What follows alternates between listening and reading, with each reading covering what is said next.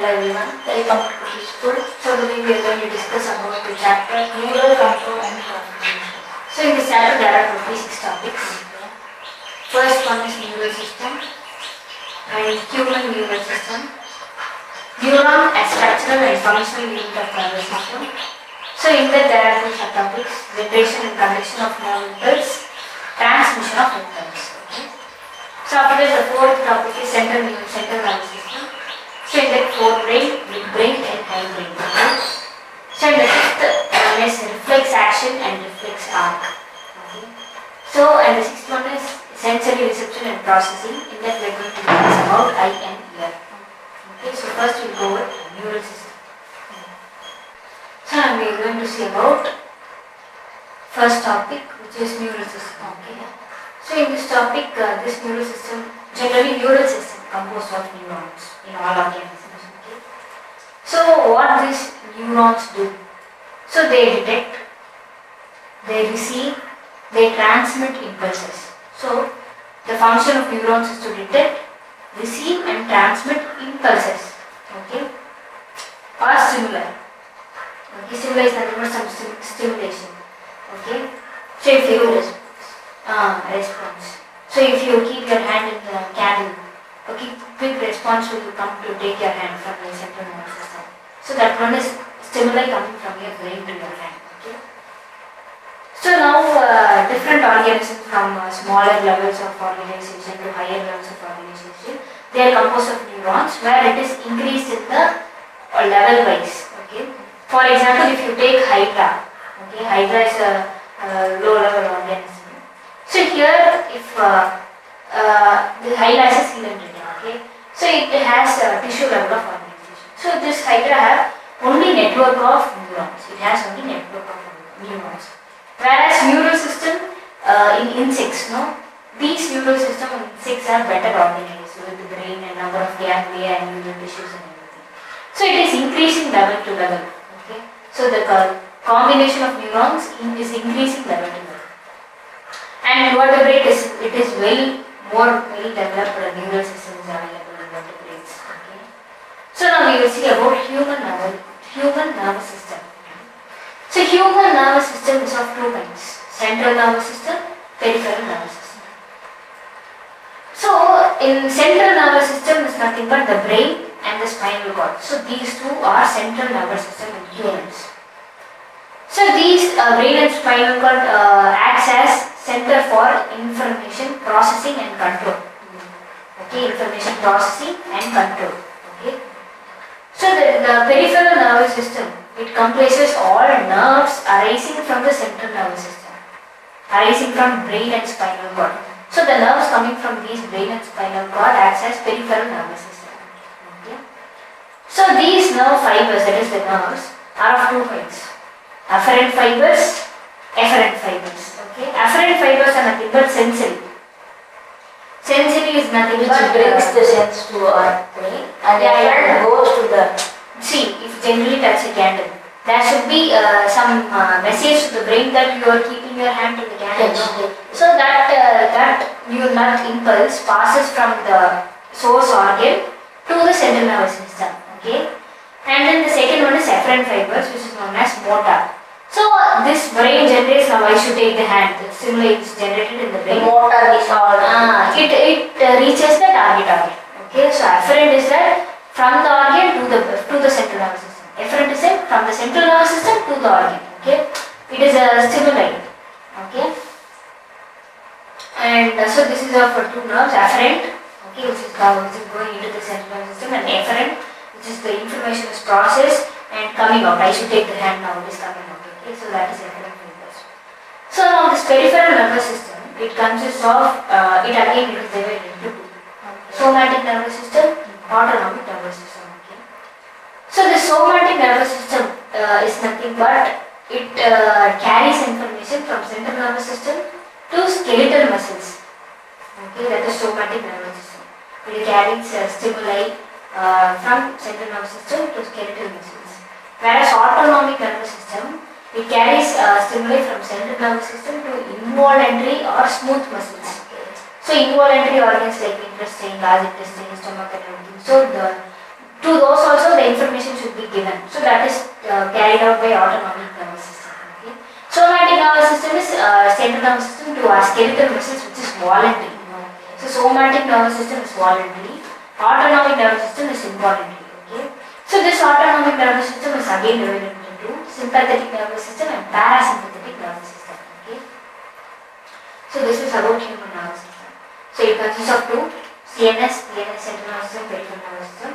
Central nervous system is composed of brain and spinal cord, which acts as information processing and control.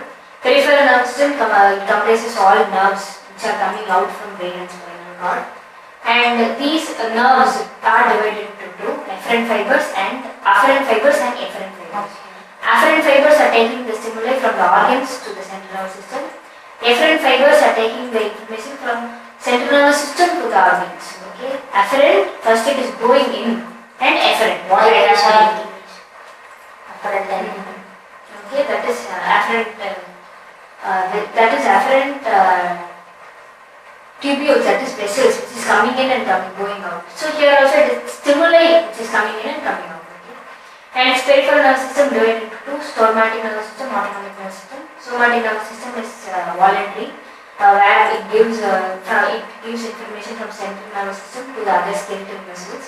Autonomic nervous system is involuntary, where it gives stimuli from central nervous system to involuntary or smooth muscles like the kidney and everything, blood vessels and everything. So this autonomic nervous system divided into sympathetic nervous system, parasympathetic nervous system. Okay. So this is about human nervous system. So first we will see about structure of neuron.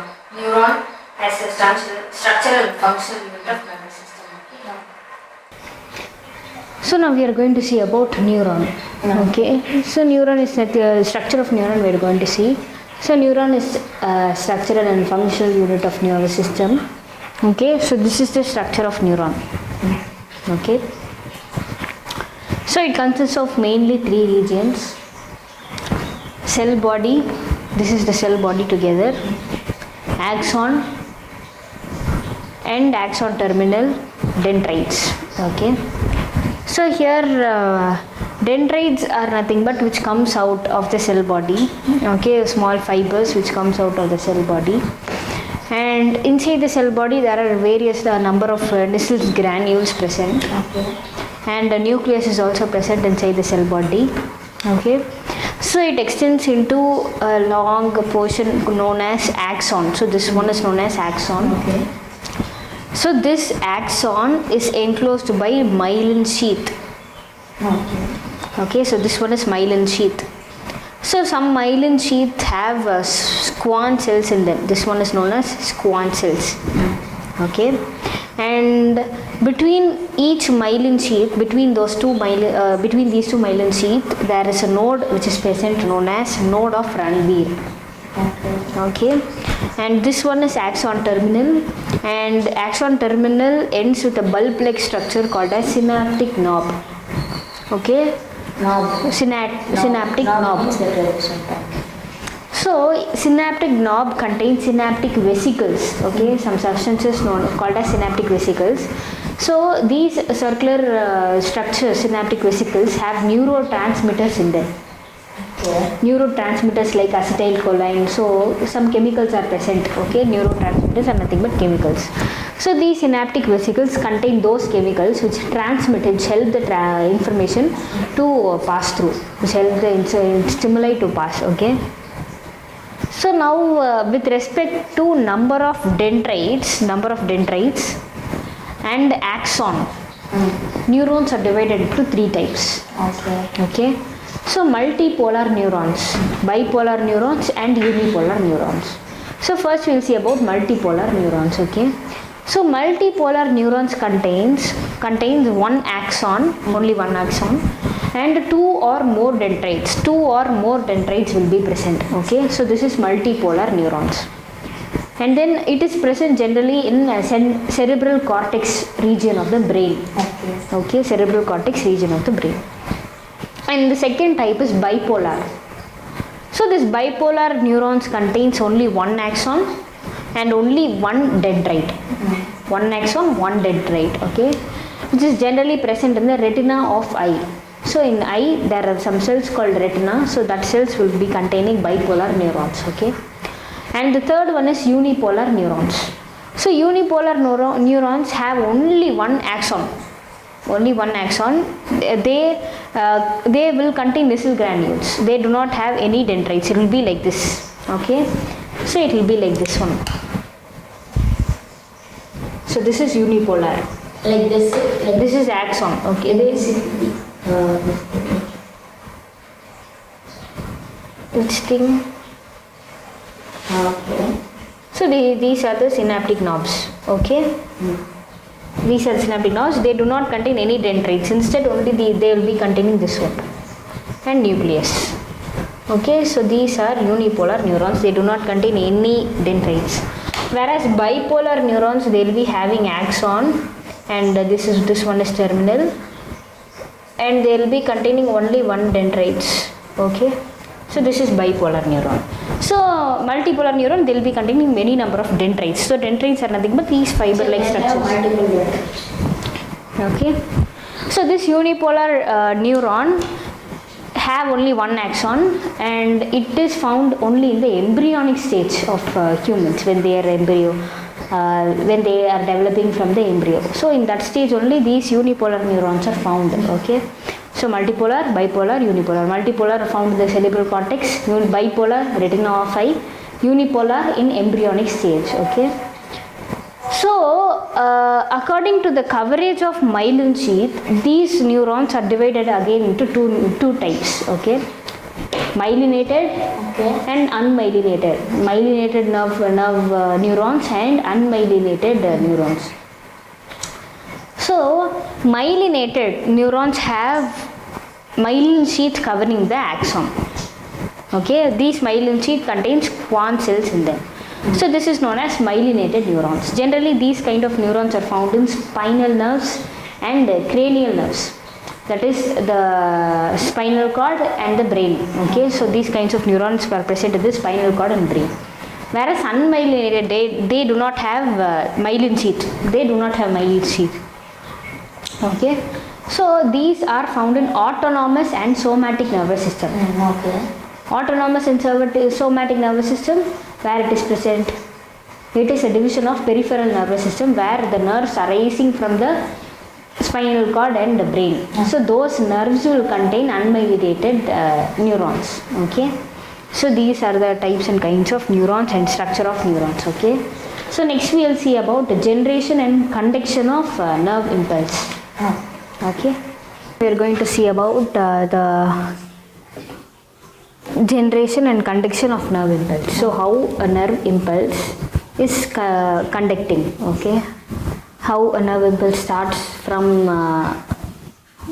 we generally see. Okay, what is the conduction and generation of nerve impulse. So there are different kinds of ion channels. Different kinds of ion channels present in the neural membrane. Okay. Neural membrane is nothing but, if this is the dendrites,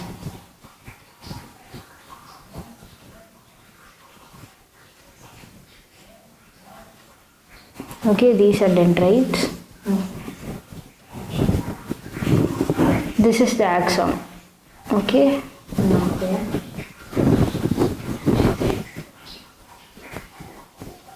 And these will be having synaptic knob. Okay. Okay. So these ion channels are present here Okay. in the membrane of the axon. Okay. So inside space is known as what? Axoplasm. So okay. So this is axon. Between two membranes of axon, axoplasm is present. Okay.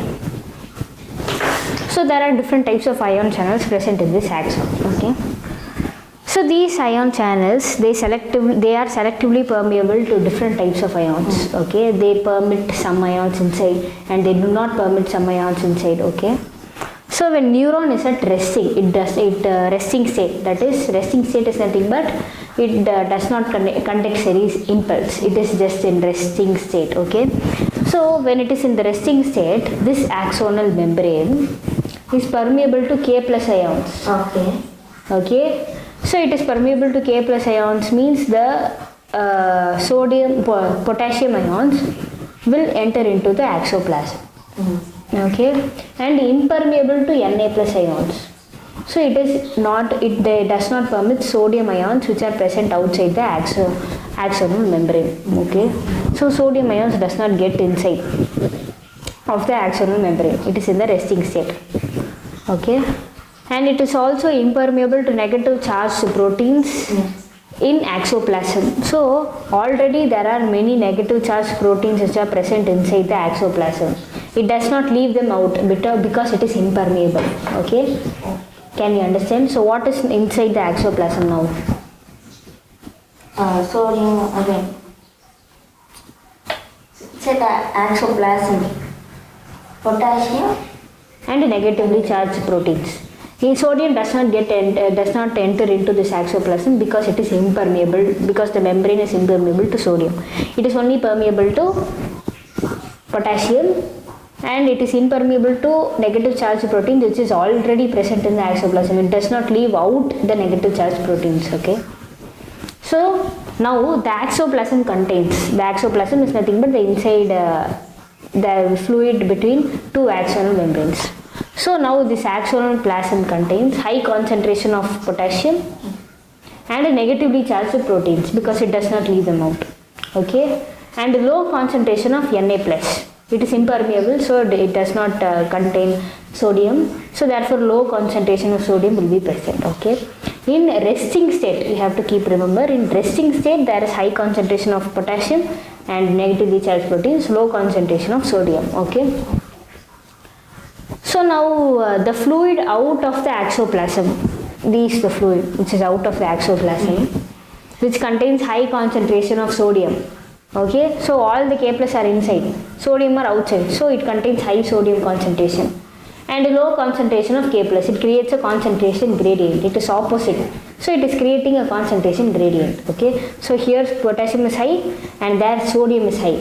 Okay, whereas it is opposite. Okay. Now there are many sodium potassium pump to generate this inwards of potassium ions and outwards of sodium ions. Okay, so these sodium potassium pumps, what they do, they leave out 3 Na plus and get 2 K plus inside. Okay, so which is also the resting state. It gives out 3 sodium ions which is already present in the axoplasm, and it gets 2 potassium ions. Okay, can you understand? It gives out 3 Na plus and it takes 2 K plus. So therefore K plus concentration will increase inside the axoplasm. Okay, and Na plus concentration will decrease. Okay. So this is under resting state. We'll be discussing some more points about the resting state, and we'll be discussing about the action potential. Okay.